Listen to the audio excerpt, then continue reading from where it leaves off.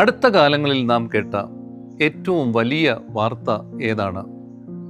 മറ്റു വാക്കുകളിൽ പറഞ്ഞാൽ ഏറ്റവും പോസിറ്റീവായിട്ടുള്ള വാർത്ത ഏതാണ്?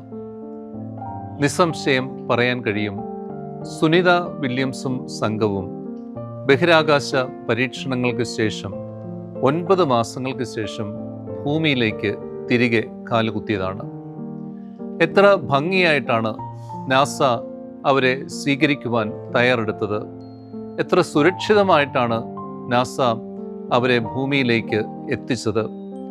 ഇവിടെ എത്തിക്കഴിഞ്ഞതിന് ശേഷവും ഭൂമിയിലെ ജീവിതവുമായി സമരസപ്പെടുവാൻ കുറേയേറെ സമയം വേണ്ടിവരും എന്നുള്ളതിനാൽ എത്ര വലിയ കരുതലുകളാണ് അവർക്ക് നൽകുക.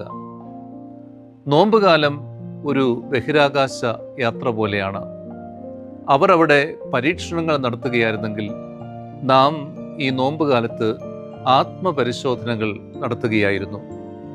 അതിനെ തുടർന്ന് നമ്മുടെ ജീവിതം നമ്മുടെ സാധാരണ ജീവിതാവസ്ഥകളിലേക്ക് തിരികെ എത്തുമ്പോൾ, പാപത്തിൻ്റെ ആകർഷണങ്ങൾ ഉണ്ടാകുമ്പോൾ അതിനെ വിജയിക്കുവാനായിട്ട് ഏറെ കരുതലുകൾ നമുക്കും ആവശ്യമാണ്. അതുകൊണ്ട് ഈ നോമ്പുകാലത്ത് തുടങ്ങിവെച്ച നല്ല പതിവുകൾ വീണ്ടും പുനരാരംഭിക്കാം. നോമ്പുകാലത്ത് തുടങ്ങിവെച്ച നല്ല പതിവുകൾ ജീവിതത്തിൽ വീണ്ടും തുടരാം.